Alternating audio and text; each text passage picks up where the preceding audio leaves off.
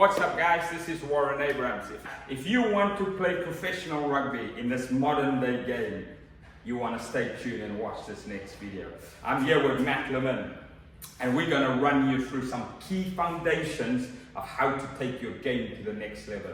Matt, if I want to take my game to the next level, play professional rugby, what do you reckon is the key things we do?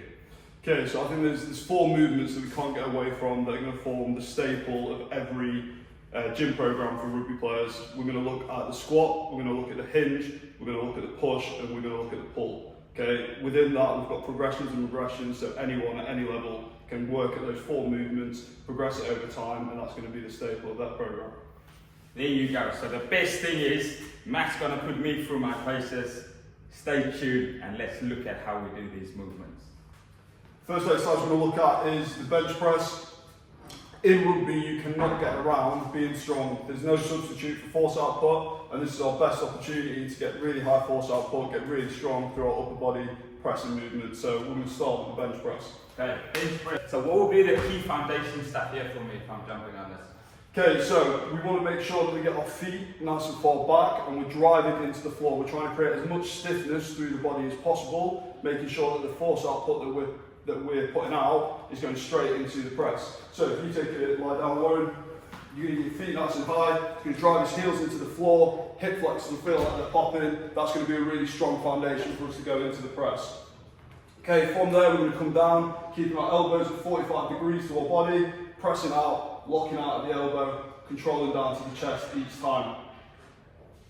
So if you're a young player trying to get used to these movements, we're looking at two things. We're looking at repetition, so we get good at the movement, and we're looking at so we build some muscle and we build some strength as well. So I'd be looking at 10 to 12 reps for some of the younger guys.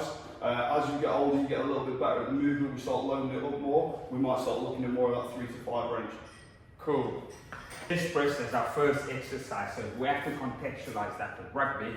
In what scenarios would the bench press come in handy?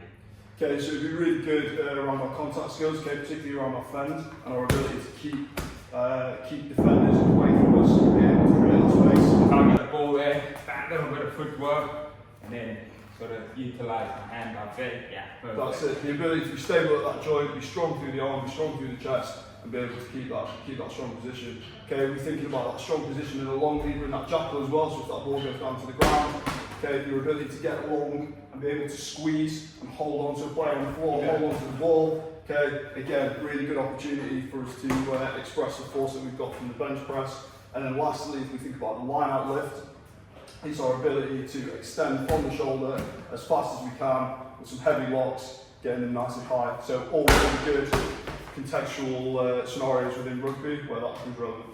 Nice. Next exercise, coach. What am I doing now? So we're on to the back squat. Rationale very similar to the bench press. This is an opportunity for us to express as much force as we can with both legs. Okay, again, which is replicated a lot within the game of rugby union. So this is my go-to low body exercise. Squat, squat, squat. You say this is one of the foundation ones. Absolutely. Compared to the deadlift a little bit, what you don't get in the deadlift that you do get with the squat is that really controlled eccentrics on the way down. You have to control that weight. Okay, that's where we get a lot of the strength and a lot of the muscle gain. We don't always get that with the deadlift, so this is my gold standard. Nice. So normally at this stage, I would have a lot of weight down there, but for you, I'll only do 60 kilos today. We want to make sure we're even, we're directly in the middle of the bar, which Warren is, which is great. Feet straight under the bar, and then you pull your hips through, stand up tall. 2 big steps back. Get it nice and balanced. We start with the hips shifting back to a slow descent to the bottom. So the hips come back, shoulders come forward, slow descent, little pause, and a fast drive back up. Lovely stuff.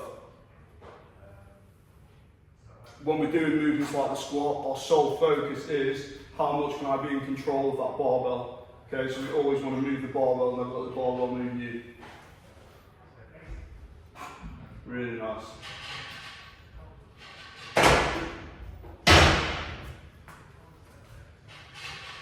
Cool.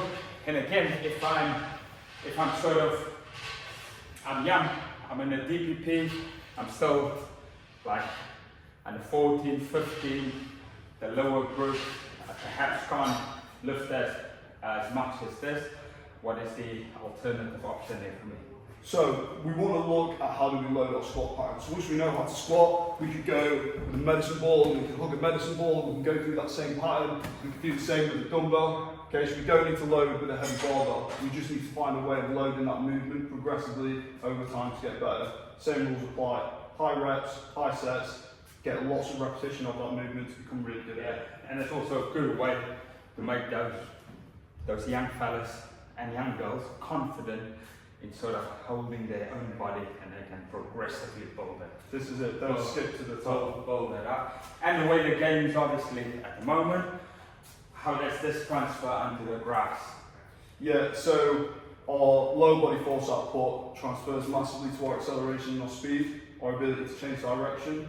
So as a running based sport, it applies to all areas of the game. Then you've got set piece work, again the line out, our ability to extend the hips to do the lift, our ability to scrummage, as I said for the backs, their ability to step and get into space to accelerate away. So this is huge transfer, arguably the most of any exercise. I love that, and as we know, the game is about speed and power at the moment. So the power lies there. It does, it is constant, it is constant. Which way are we going next?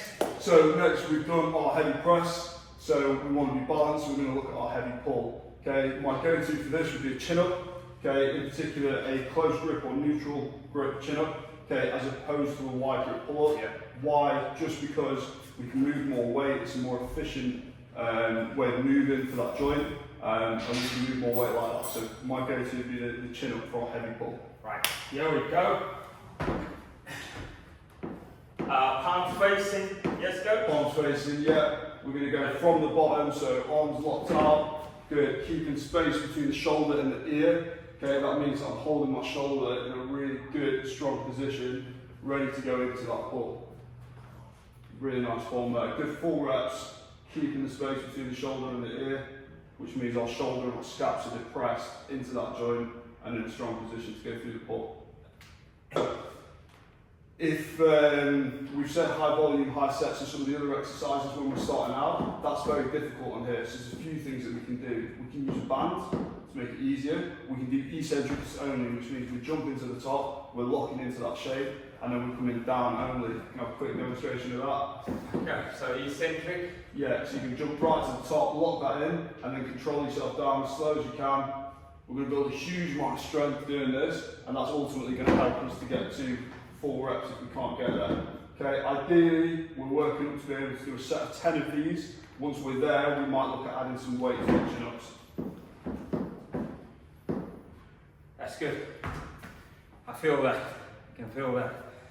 Okay, and obviously, good for any Ranger player, from your novice to your very experienced athlete. Get on the bar, get lifting yourself. That's it. You will see this in any professional rugby setup in the gym. They'll all be going to their chins, and it's a great one to start out with body weight as well. So everyone can do this. Perfect. Love it.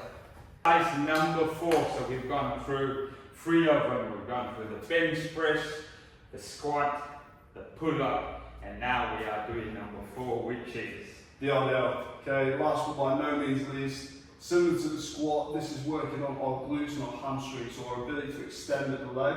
Huge benefit within rugby. Okay, our ability to extend is essentially our ability to project ourselves and move.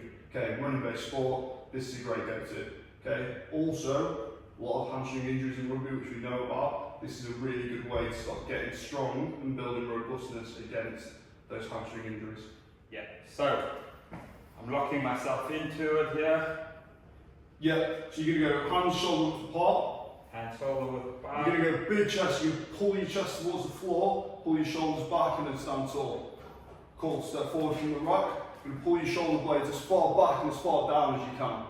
So we're going back and down, that's going to lock our shoulders in. Then I'm going to stick my bum out slightly, and that's going to lock my lower back in. From there, with soft knees, you're just going to come down, little pause at the bottom, that's perfect, and then come back up, squeezing the glutes, making sure that we're using the glutes as well. So controlling down, keeping those shoulders in a really strong position, and then coming back up. Really nice.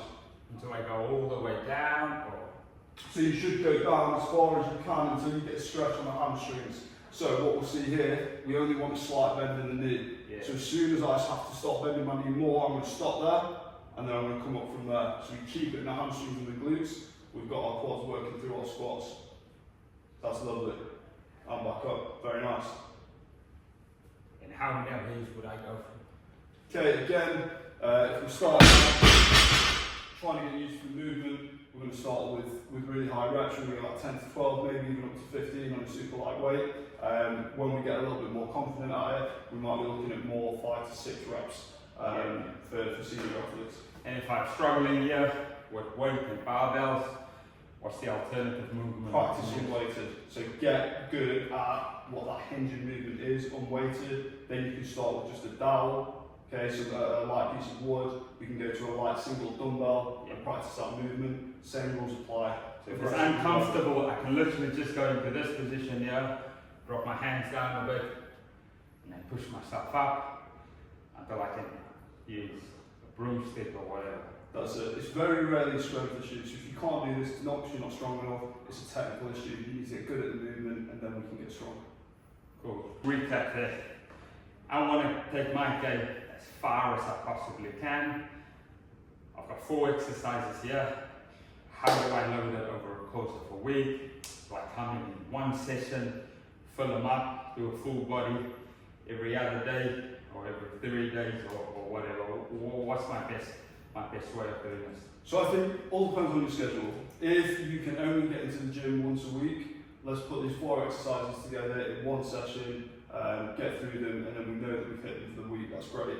If you're hitting 2 or 3 sessions, you might decide you want to split these up and have more of an upper body and lower body emphasis. So a lower body early in the week, far away from your games, we'll hit squats and our RDLs.